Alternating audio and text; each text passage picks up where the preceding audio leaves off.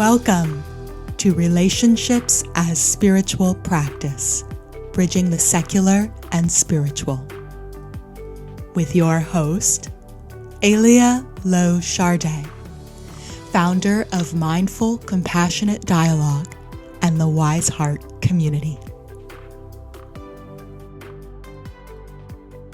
Hello, and thank you for being with me here today. Today I want to talk about what is a healthy romantic relationship. First, I want to name 3 things that distinguish a romantic relationship from other types of relationships, and then 3 specific indicators of a healthy romantic relationship. And first, I want to start with some acknowledgement of, most of us experience quite a bit of pain in this arena. And we lack healthy models to inspire us in popular media and in our own lives. And we have a lot of directives that say you need a romantic relationship to make you whole, or lots of pop songs are about I can't live without you. So we have all this going on.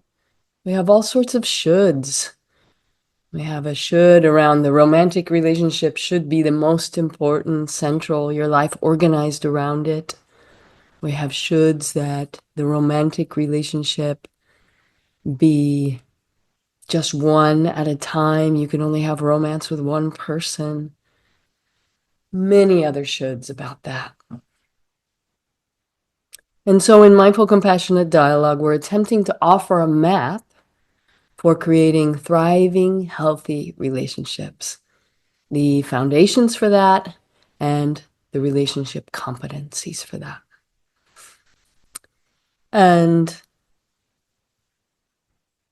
on our website, we have an online learning platform, and you can learn each of the 12 relationship competencies and also learn about the 9 foundations for an integrated sense of self. This map is meant to show what we need to develop personally in order to have enough resource to then cultivate the very practical and specific skills and understanding of what it takes to create healthy relationships. And so in that map, there's 72 skills and 90 practices and a lot of information there, but a lot of specific indications about how to practice each one. So I invite you to investigate that. Today, we're just going to name 3 and 3, as I often do, 3 and 3, starting with the difference between a romantic relationship and any other. So 3 distinctions, we could probably make many, but 3 that I'm going to focus on are the attachment system, societal pressures, and the amount of time you spend with a romantic partner. The attachment system we've probably talked about in other podcasts. This refers to this very powerful part of your psychological makeup that wants you to be secure. Wants you to be secure, to know you belong, and that you're loved. And that's its prime directive. And so if you're in a romantic relationship and you perceive some sort of threat to that sense of being loved and belonging with your partner, then whatever habits you developed in your growing up years as a baby and young one will kick in at that point. And so if you developed more habits around becoming anxious and clingy, then you might pursue your partner, you might insist, you might yell and scream, demanding an apology or a repair of some sort. You might ask for a lot of reassurance, you might stay real close physically when you feel anxious. these kinds of things. If you learned to avoid, then you might become critical of your partner suddenly. They can't do anything right. You don't want any contact. You're not willing to engage. You get angry. There's more there, but just to give a brief overview. And so just want to say with total compassion that those attachment systems are incredibly powerful. And so once those habits from childhood kick in, it can be very difficult to disentangle from them. And of course, there is specific therapies offered, attachment therapies that can help with that. And participating in communities that are consistent and loving helps heal our attachment system as well. It's an important aspect to look at if you're in a romantic relationship, to look at that attachment system and what healing it might need. The second thing I want to talk about just a little bit is societal pressure.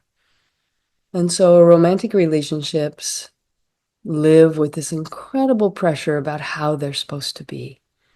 Maybe in most contrast to friendships, which can take a lot of forms. You can have a super close friend you share everything with. You can have a friend you only go rock climbing with. It takes a lot of different forms. But with a romantic relationship, there's assumptions. In the culture of monogamy, there's an assumption about how a romantic relationship progresses, moving up a ladder to living together, marrying, having kids, buying a house, all these traditional things. And so that these shoulds and these preconceived ideas create some sort of standard that you're constantly comparing yourself to. And that's a distraction from asking yourself, am I thriving in this relationship? Is this what I want? Is this meeting my needs? And the more you become disconnected from that inner knowing of what's right for you and what's serving, life serving, the more difficult it becomes. You lose access to compassion and wisdom. Okay. And the last thing I want to name is the amount of time together, because there is this societal pressure to make the relationship, the romantic relationship, the top relationship of your life. And there's this tendency to organize around the couple. You bring in family of origin patterns pretty quickly because you probably grew up that way as well, right? Organized around mom and dad. And so with this structure, there's a chance you don't live in that structure and you don't have this particular set of problems. So I'm just wanting to name for those who move into the structure of romantic relationship as hierarchy and live in that idea of monogamy, then it's very easy that it brings up all the wounding, fears, pain from family of origin. And then, of course, we're working with projections that your partner's no longer your partner, they're your dad, they're your mom, right? On and on it goes. Very difficult. Okay. So what are some of so I just named 3 of the major potential barriers to creating a healthy romantic relationship. And they were attachment systems that still need healing, societal pressure to do it a certain way, and family of origin issues that become projected into the romantic relationship. And just as I said before, we have a whole system in mindful compassionate dialogue with the 12 relationship competencies, our life-serving intention, and the 9 foundations. And for this podcast, I'm just going to name 3 things that we could call our key to creating a healthy romantic relationship. First is self-responsibility. The second is expressing appreciation or celebration. And the third is expressing and being able to receive unmet needs. Okay, let's go through each one. When we are self-responsible, we deeply understand intellectually, emotionally, and ideally in our nervous system, but that's the last one to come into play, that our own reactivity is not caused by something outside of us. That our own reactivity is information about what in us needs healing, care, or attention. And so that level of self-responsibility first requires that you can recognize reactivity, which is not as easy as it might sound. Some forms of reactivity are more difficult to recognize than others. Shame can be very difficult to recognize. Forms of shutdown can be very difficult to recognize. It's easier to recognize anger, irritation, frustration. Maybe even easier to recognize collapse or submitting. Basically, we can say that reactivity creates some sense of contraction, whereas our natural state is very expansive, big state of being. And reactivity shows up in every category of experience, in thoughts, in words, impulses, behavior, decisions, feelings, etc. In Marshall Rosenberg taught the 4 alarm feelings, and these are feelings that tell you for sure you are in reactivity. When you feel depressed or shut down, it's 1. Anger, guilt, or shame. Those are all valid experiences and feelings. We just know that when those feelings are present, there's a whole system of reactivity at play alongside of them. Okay. And so when we're in self-responsibility, someone says or does something, and it touches on something in us that needs healing. And we feel that reaction. There's often a big wave of hurt, anger, shame. Any of those might be present. Fear. And so with self-responsibility, we want to be able to call a pause immediately. Say pause. And say, I need to come back to that later, because something just happened to me and I need to be with it before I can continue this conversation. That's the biggest key to self-responsibility. Recognize, oh, something just hit me the wrong way. Call a pause. And then engage in a regulation strategy. On our website, we have a whole list of regulation strategies. We have a handout you can download. Well, regulation strategies basically include deepening your breath, slowing your breath. Sometimes a form of movement can help.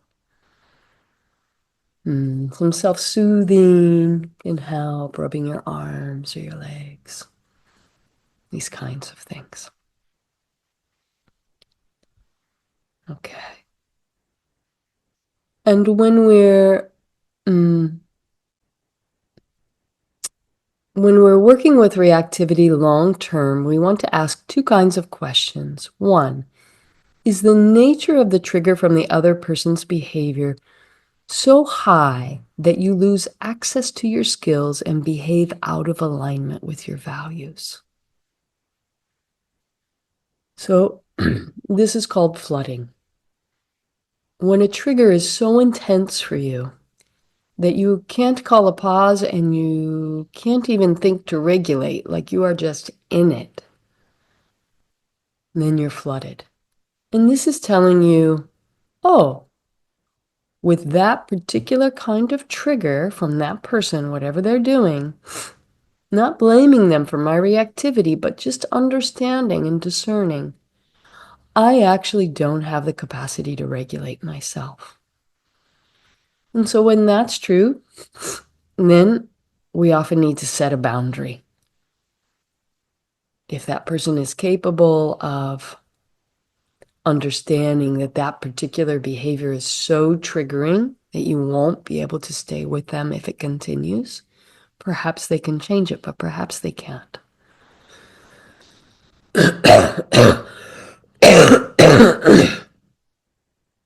So there's a discernment for you there about,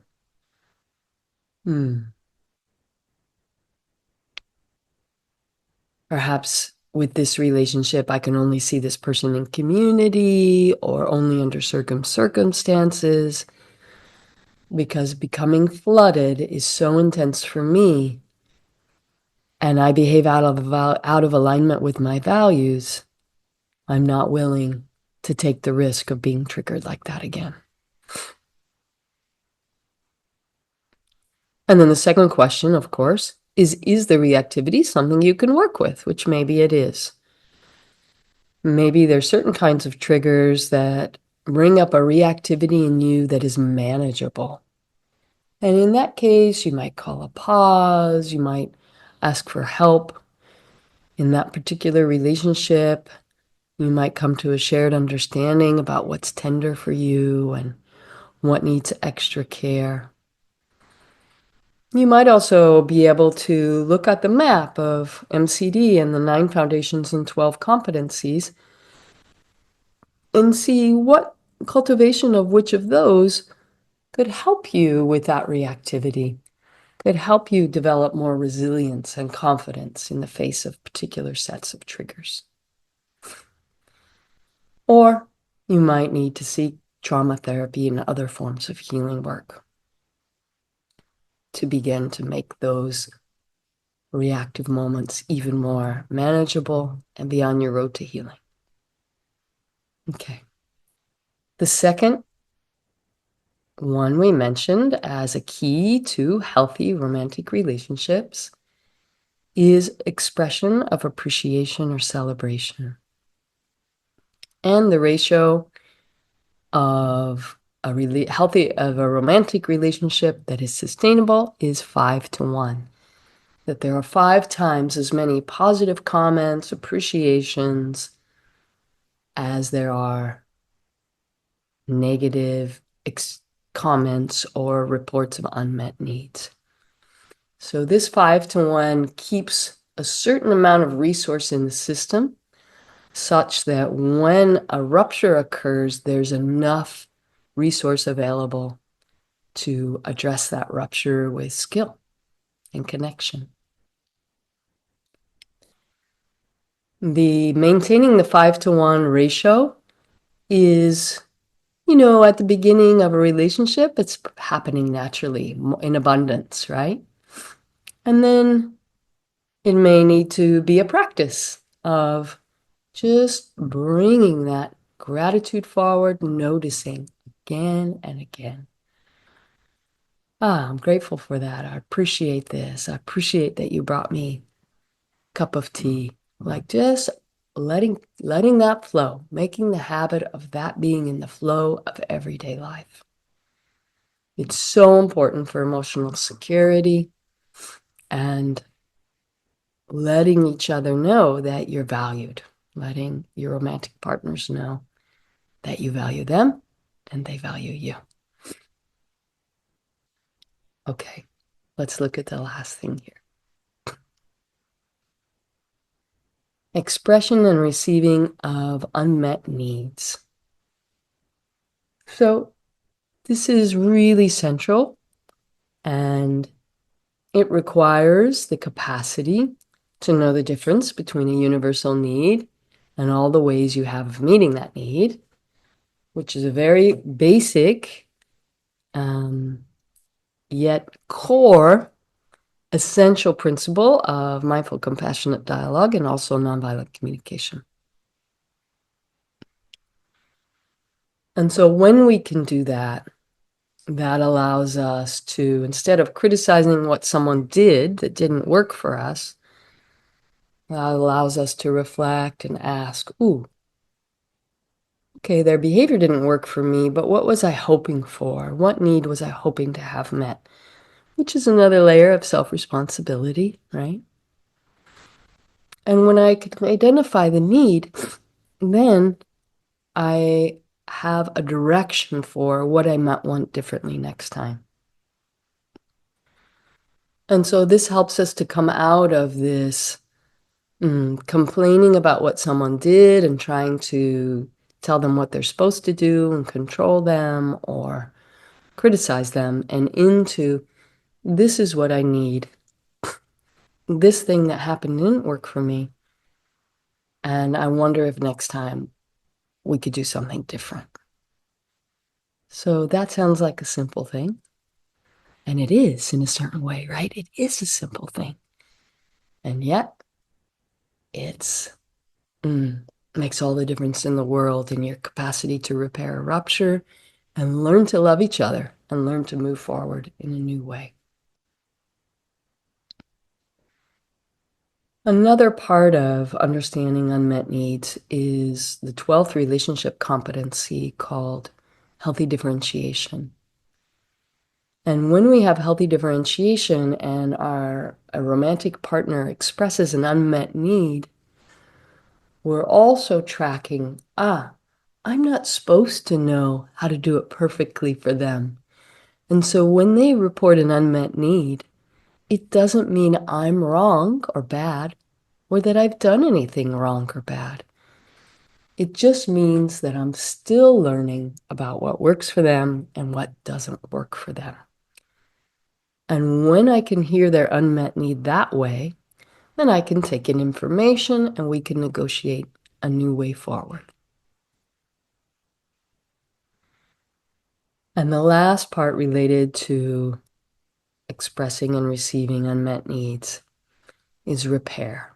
I just want to name this briefly. This is a huge topic. This is another relationship competency in mindful, compassionate dialogue.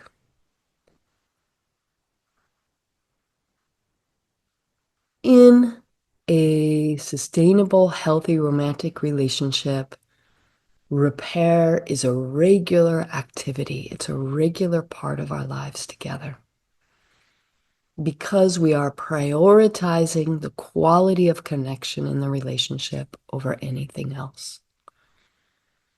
And so we're not letting little moments of disconnect go by. And there can be the repair of a long process in dialogue in which we really understand what each other needed and the impact, and we empathize. And there can be little repairs of, ooh, ouch, I didn't mean to do that in that particular way, and I see how it landed, and I'm sorry. I care about you, and I want to do it differently. And done. The other person returns to the connection, we move on. Or sometimes repair is nonverbal, and we just start taking care of each other, doing little things to tend to each other, to show that we value the connection, and we come back into it. Okay. So I'm just going to say for this section, expressing and receiving unmet needs has many complex components, but we named 3. One is to be able to distinguish needs from strategies, universal needs from strategies. This means learning the needs list, which is on our website you can download. 2 requires healthy differentiation, knowing that When you don't meet a need for a partner, it doesn't make you bad or wrong. And 3, that we are consistently attending to the quality of our connection. And this means attending to repair when there is a rupture. Okay.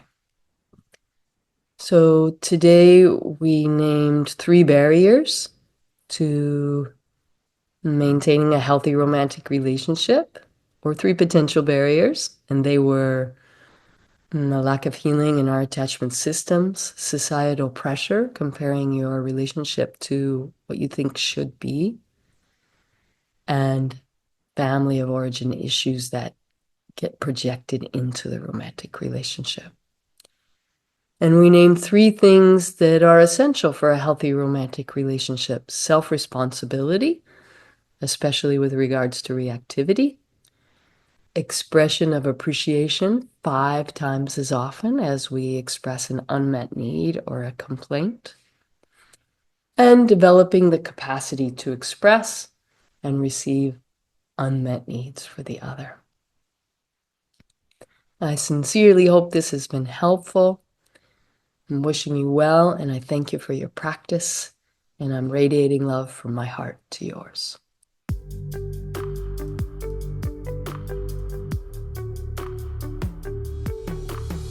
You can learn more about mindful, compassionate dialogue and find free resources, live offerings, and self-paced workshops online at wiseheartcommunity.org.